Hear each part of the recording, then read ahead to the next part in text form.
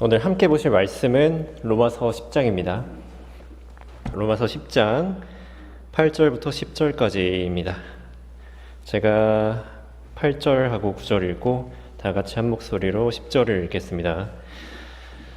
그러나 그것이 무엇을 말하느냐? 말씀이 내게 가까워 내 입에 있으며 내 마음에 있노라 하였으니 곧 우리가 전파하는 믿음의 말씀이라. 내가 내 입으로 주 예수를 시인하고 또 하나님께서 그를 죽은 자들로부터 살리신 것을 내 마음에 믿으면 구원을 받으리라.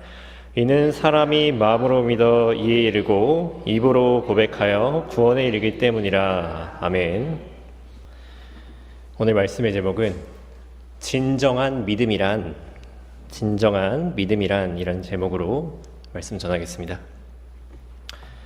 여러분께서는 한라봉 좋아하십니까? 좋아해요? 네. 우리가 겨울철에 귤과 함께 잘 먹는 과일 중에 하나가 한라봉입니다. 이름부터가 한라봉인 것처럼 이제 제주도의 특산품이고요. 그 꼭지가 마치 한라산의 봉우리처럼 툭 튀어나왔죠. 이런 한라봉은 어느 나라 과일일까요? 우리나라요? 네, 여러분께서는 이 한라봉이 한국의 토종 과일이라고 생각하실 수 있습니다. 그런데 이 한라봉이 한국 과일이 아니라고 생각해 보신 분 계십니까? 아마 없으실 거예요.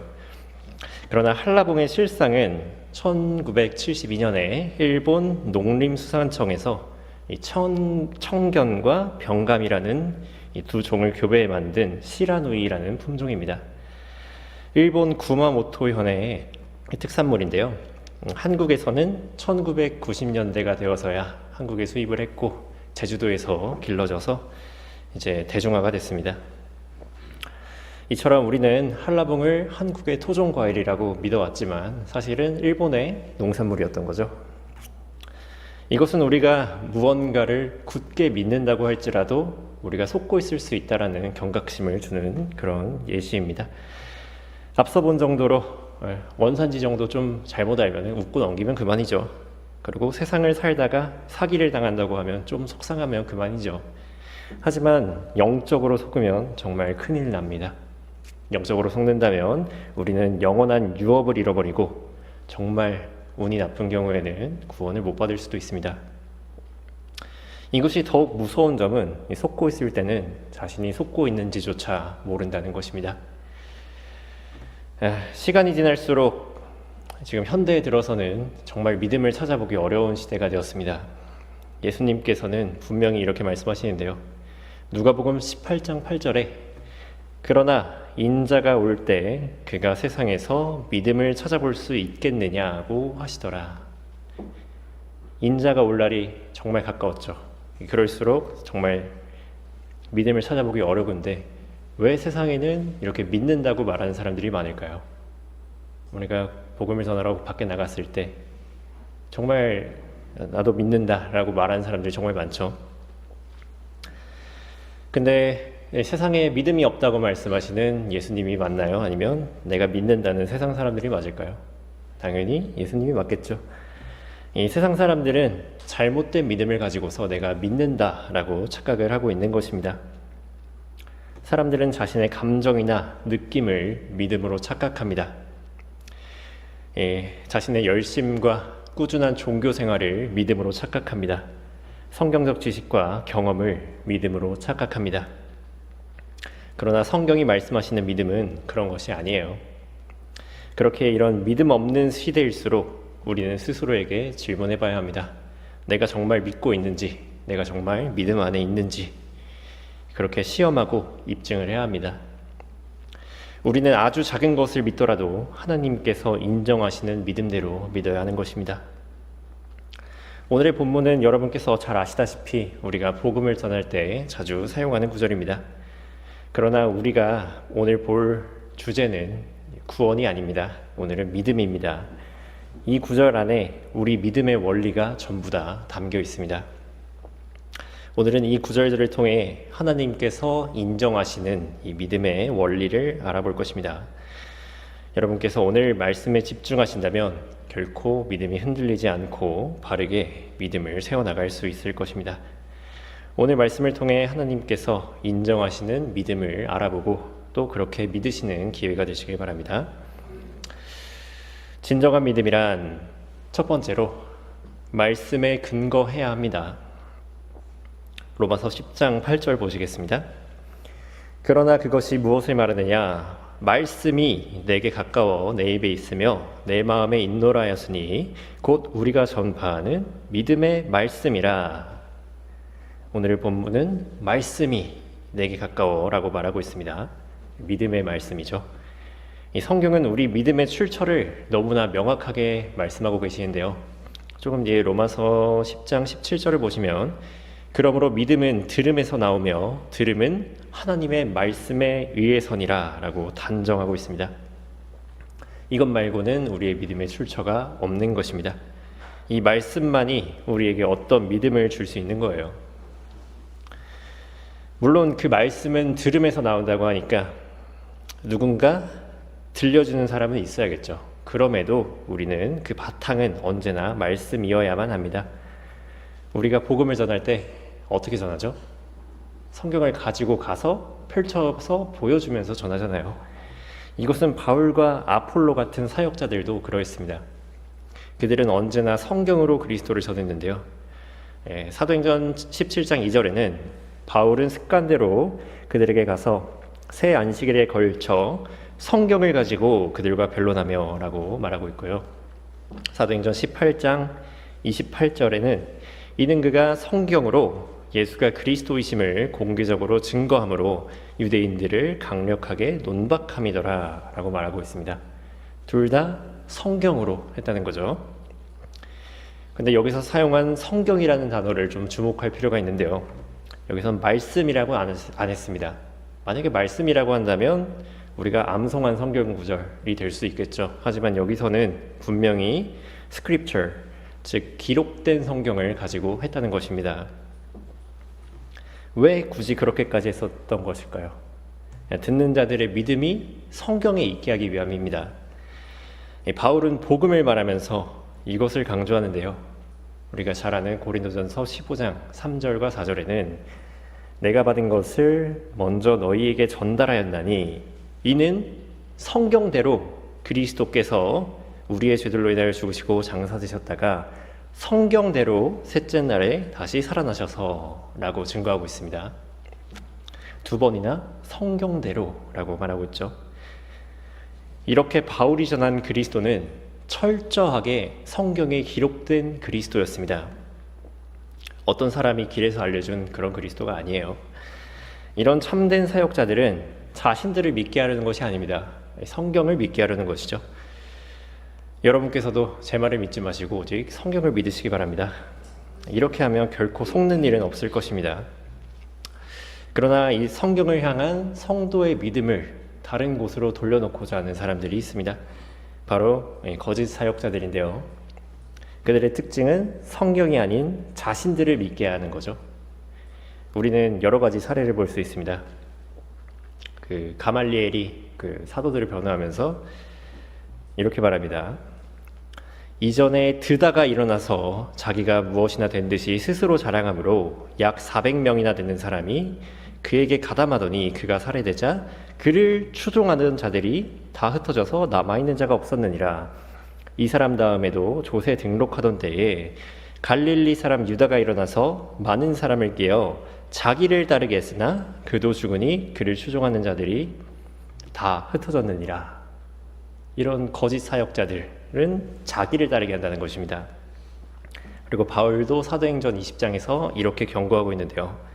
또한 너희 가운데서도 사람들이 일어나서 왜곡된 것을 말하여 제자들을 끌어내어 자기들을 쫓게 할 것이라. 이것이 차이입니다. 참된 사역자들은 자기를 믿게 하는 게 아니라 성경을 믿게 하고 거짓 사역자들은 자기들을 믿게 합니다. 이처럼 마귀의 종들은 성도의 믿음을 주관하려 듭니다. 정보를 차단하고 정지하면서 위조하고 신뢰의 대상을 자신으로 만들죠. 그들은 여러분이 스스로 믿기를 바라지 않을 것입니다. 너희들은 성경을 올바로 해석할 능력이 없다. 성경을 믿지 말고 나를 믿어라. 하나님을 믿지 말고 하나님의 대리자인 나를 믿어라. 이렇게 말하는 거죠. 하지만 여러분들 아시다시피 그 결과는 참담합니다. 예레미야 17장 5절에서는 주가 이같이 말하노라. 사람을 신뢰하는 사람과 육신을 그의 무기로 삼는 사람과 그의 마음이 주로부터 떠나는 사람은 저주를 받으리라. 그리고선 아무런 열매가 없는데요. 그는 사막의 히스나무 같이 되어 좋은 일이 오는 때를 보지 못하고 광야와 소금 땅과 사람이 살지 않는 바싹 마른 곳들에 거하리라. 이렇게 사람을 신뢰하는 사람은 저주를 받게 됩니다. 기본적으로 사람은 어떤 믿음을 줄 수 있는 존재가 아닙니다. 그리고 오히려 믿지 말아야 되는 존재입니다. 오직 믿음의 창시자이시고 완성자이신 하나님과 그분의 말씀인 성경만이 우리에게 믿음을 줄 수 있는 것입니다. 정말 수차례 강조해도 부족하지 않은 베레아 사람들은 언제나 누구의 말을 듣든지 간에 성경에 비춰봤습니다. 그것이 진정한 믿음의 자세죠. 누가 뭐라고 하든 내 경험이 어떻든 정말 아무런 상관이 없습니다. 성경이 그렇다고 하시면 그런 거예요. 그렇게 우리도 성경에 나온 그대로 믿는 것입니다. 이렇게 우리의 믿음의 기초가 성경에 굳게 설 때에야 진정한 믿음이라고 할 수가 있는 것입니다. 진정한 믿음이란 두 번째로 내가 믿어야 합니다. 로마서 10장 8절 보시겠습니다. 그러나 그것이 무엇을 말하느냐? 말씀이 내게 가까워 내 입에 있으며 내 마음에 있노라 하였으니 곧 우리가 전파하는 믿음의 말씀이라. 이 본문에 따르면 그 말씀은 지극히 개인적인 것입니다. 내게 가깝고 내 입에 있고 내 마음에 있어야 하는 것입니다. 결코 다른 사람이 아니라는 거예요. 이 믿는다는 것은 누가 대신해 줄 수 있는 것이 아닙니다. 성경은 결코 타인의 믿음이나 우리의 믿음 같은 것을 말하지 않는데요. 다른 사람이 믿는 그리스도는 아무런 소용이 없어요. 아무리 자신의 부모가 믿음이 좋다고 한들 그 믿음으로 자녀가 구원받을 수는 없는 법입니다. 이 스펄전 목사는 생전에 자신의 설교에서 이런 말을 했는데요. 많은 이들이 가족적인 유대 관계 때문에 자연스럽게 경건의 모양을 취하곤 합니다. 그러나 그것은 아무런 쓸모가 없습니다. 만일 당신의 믿음이 육신의 부모 외에 더 나은 토대를 가지고 있지 않다면 당신은 비참한 상태에 놓여 있는 것입니다. 당신은 아버지의 옷이나 어머니의 치맛자락을 붙잡고서는 하늘나라에 갈 수 없습니다. 당신에게 개인적인 믿음이 없다면 개인적인 파멸만이 있을 것입니다.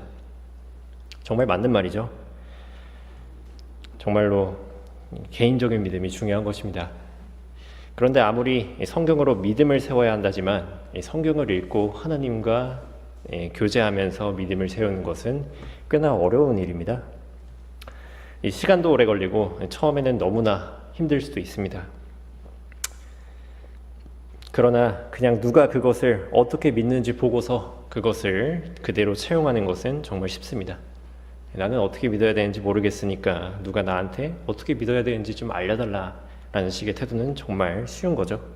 그것은 바로 내 믿음을 위탁하는 것입니다.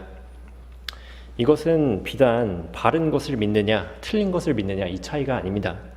내가 바른 것을 믿는다고 할지라도 내가 믿는 것이 아니라 다른 사람이 믿어주면 그건 소용이 없다는 것입니다.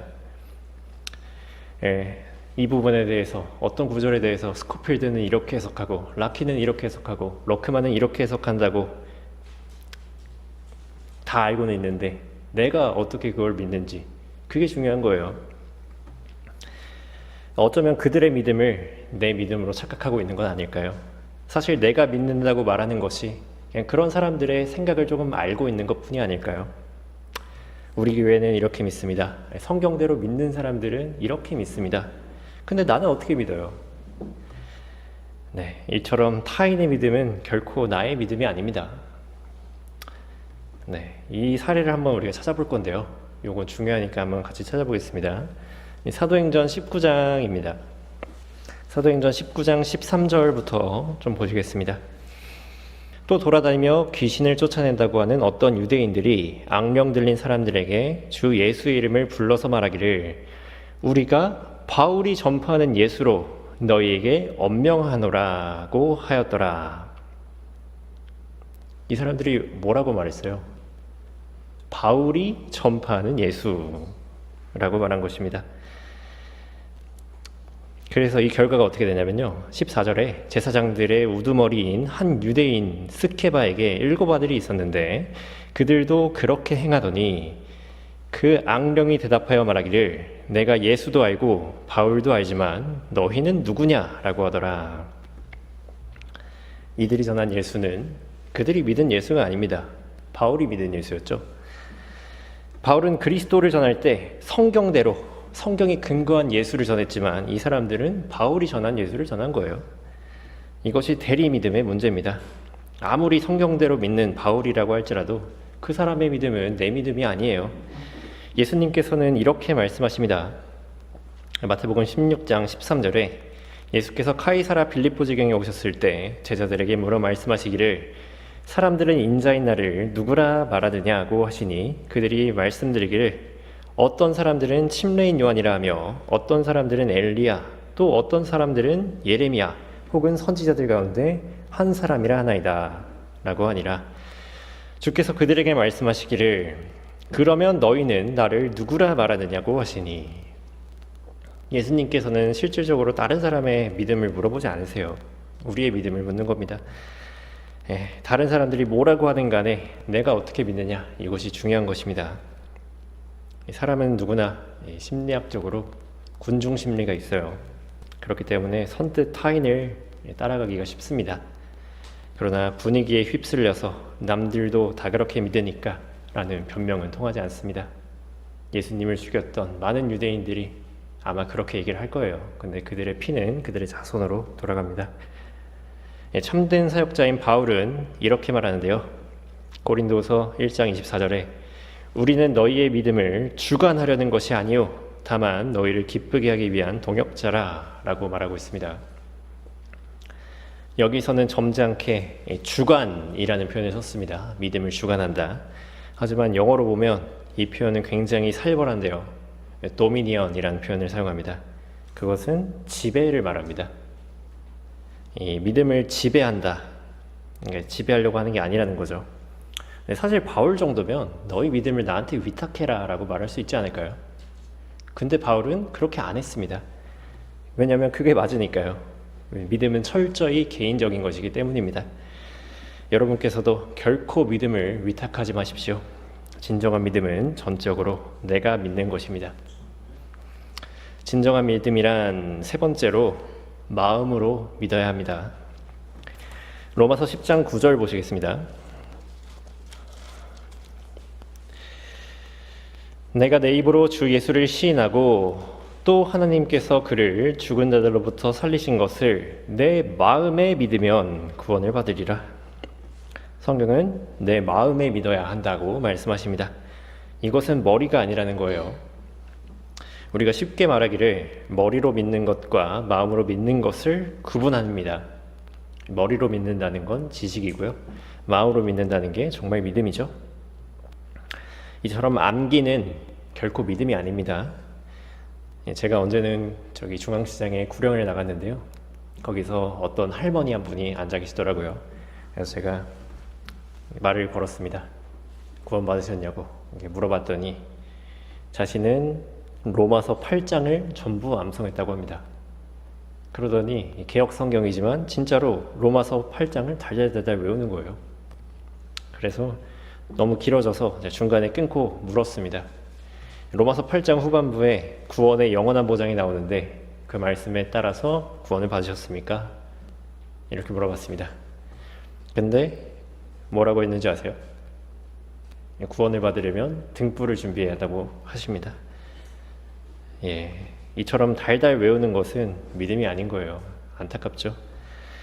만일 누군가가 성경을 창세기부터 요한계시록까지 전부 다 외웠다고 한들 그 사람이 마음으로 믿지 않으면 아무런 소용이 없습니다.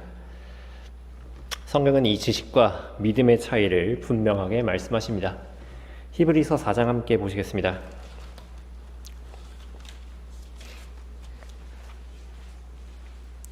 히브리서 4장 2절 함께 보시겠습니다.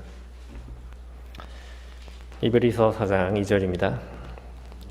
복음을 전해드린 것은 그들이나 우리나 마찬가지나 전파된 말씀이 그들에게 유익을 주지 못한 것은 그것을 들은 자들이 믿음을 결합시키지 못했기 때문이라.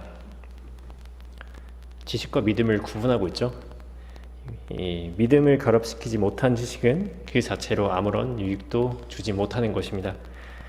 믿음 없이 지식만 있으면 어떻게 될까요? 예수님 당시에 바리새인들과 서기관들이 지식이 없었습니까? 그렇지 않습니다. 동방의 형제들이 예루살렘으로 찾아와가지고 그리스도가 어디서 나실까요? 이렇게 물어봤을 때 그들은 성경을 펼쳐서 베들레헴이라고 알려줄 만큼 지식이 있었습니다. 근데 그러면 뭐예요? 베들레헴으로 간 사람은 없었어요.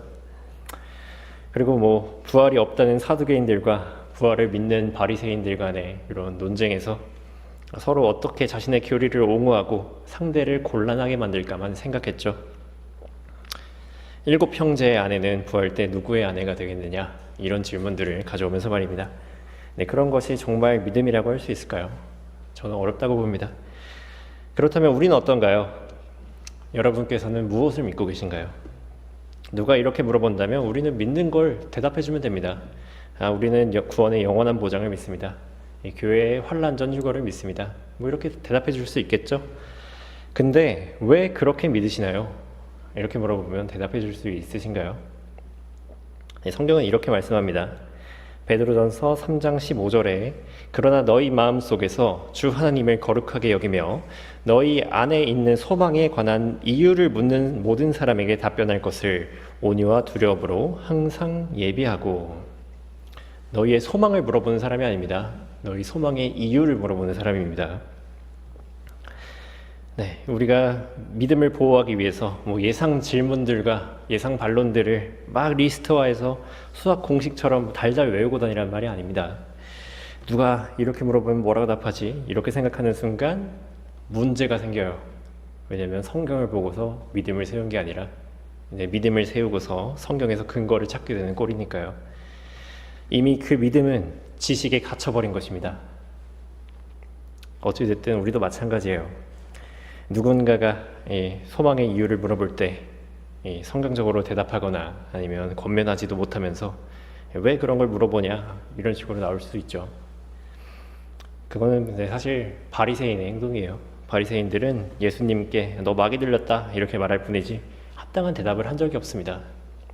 이 암기의 한계는요, 그 암기를 벗어나는 질문들은 대답을 못해요. 예수님의 말씀은 그들에게 암기를 벗어난 그런 처음 듣는 내용이었으니까요. 그런 믿음이 정말 믿음인가요? 그들은 성경을 믿어야 하는데 그냥 시험 공부하듯이 공부만 한 거죠. 우리 또한 성경 구절을 많이 알고 많은 지식이 있을지라도 나의 고난의 날에 나를 일으켜 세울 믿음은 없을 수 있습니다. 진정한 믿음은 지식이 아닌 것입니다. 그렇기 때문에 제가 권면드리는 것은 부디 머리로 믿지 마시고 마음으로 믿으라는 것입니다. 세뇌가 아닙니다. 지적 동의가 아닙니다. 성경 말씀을 그저 마음으로 믿으면 됩니다. 내가 정말 마음으로 믿고 있고 그 믿음이 반석 위에 세워져 있다면 그것은 내가 암기하지 않아도 자연스럽게 말해줄 수 있는 것입니다. 그리고 머리로 믿지 않고 마음으로 믿게 된다면 우리는 이렇게 됩니다. 진정한 믿음이란 네 번째로 믿음대로 행해야 합니다. 로마서 10장 10절 보시겠습니다.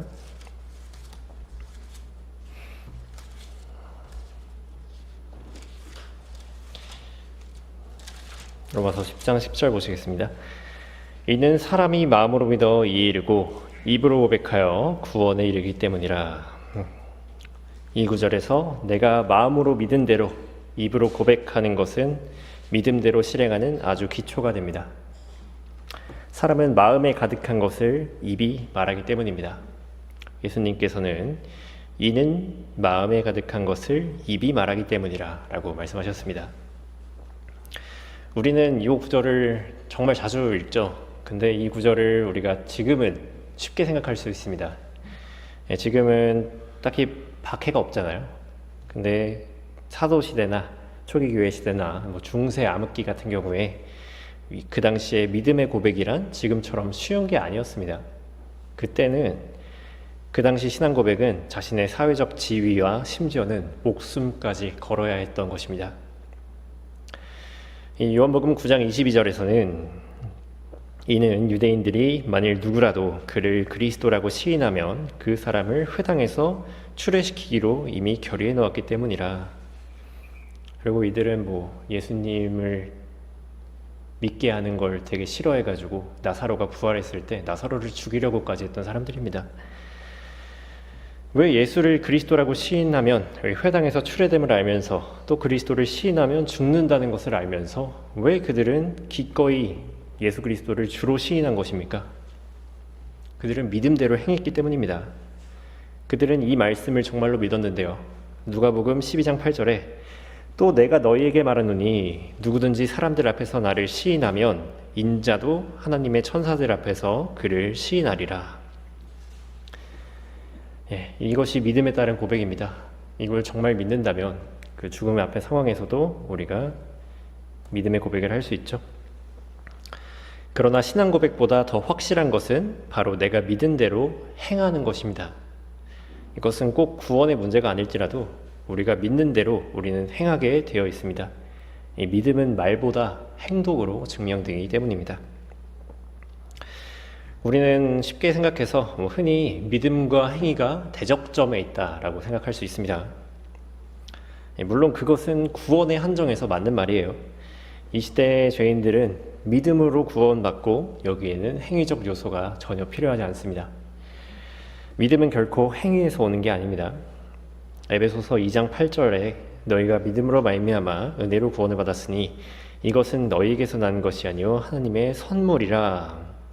행위에서 난 것이 아니니 아무도 자랑하지 못하게 하려 하심이라 라고 말하고 있죠. 이 구절에서 정말 교리적으로 따져본다면 여기서 말하고자 하는 하나님의 선물이라는 것은 구원이 아니라 믿음을 말하는 것입니다. 은혜로 구원받게 하는 믿음은 너에게서 난 것이 아니라 하나님의 선물이다 라는 게 그게 사실 본뜻이에요. 이 구절에 따라 믿음은 결코 행위로 오는 것이 아니라고 단정하고 있습니다. 그렇게 우리가 믿음이 없다고 해서 더 교회 생활을 열심히 하고 헌금을 더 많이 하고 한다고 믿음이 커지지는 않습니다. 그렇지만 다만 행위는 믿음으로 옵니다. 데살로니가전서 1장 3절에 잘 아시는 그 내용이 나오잖아요. 우리 주 예수 그리스도 안에서 너희의 믿음의 행위와 사랑의 수고와 소망의 인내를 하나님 곧 우리의 아버지 앞에서 쉬지 않고 기억함이니 이렇게 말했습니다. 믿음의 행위라는 표현은 너무나 합당한 것입니다. 사람은 믿는 대로 행하게 되어 있죠. 자신이 무언가를 정말로 믿고 있다면 그 믿음에 자신을 던지게 됩니다.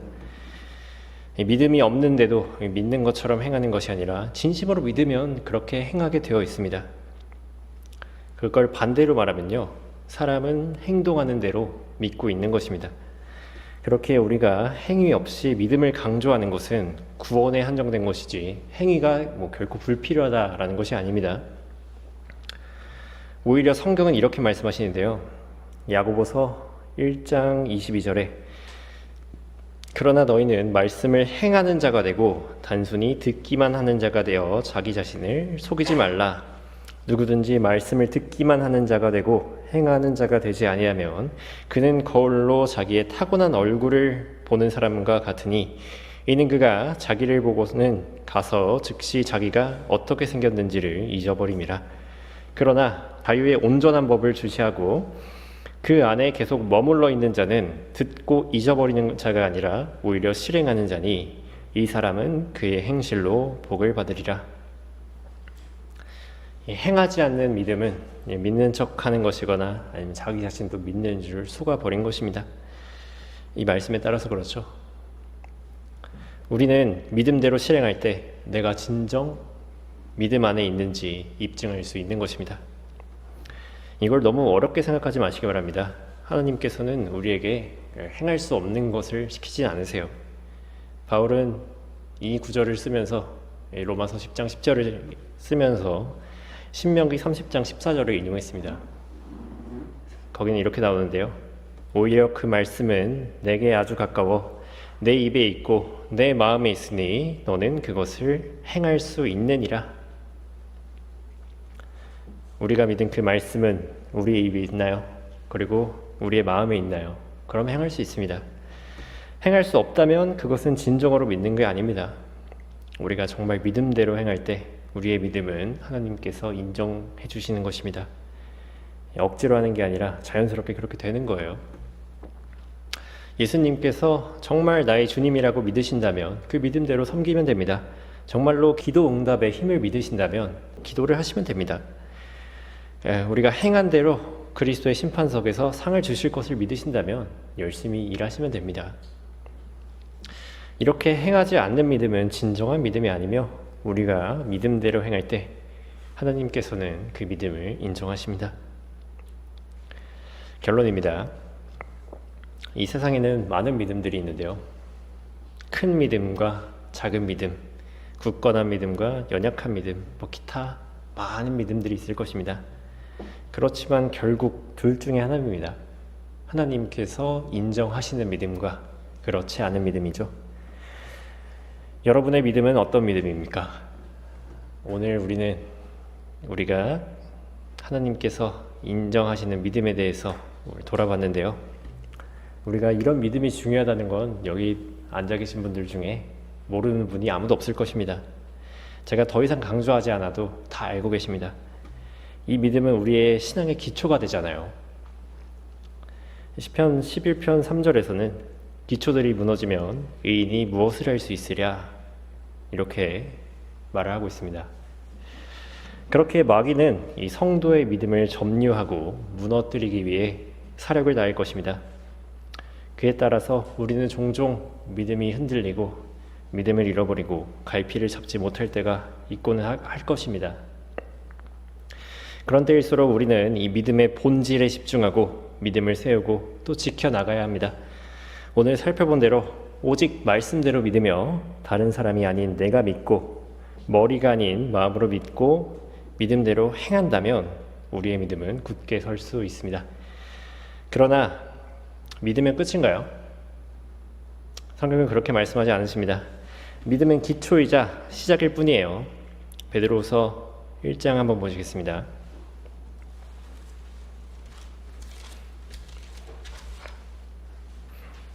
베드로후서 1장 5절 함께 보시겠습니다.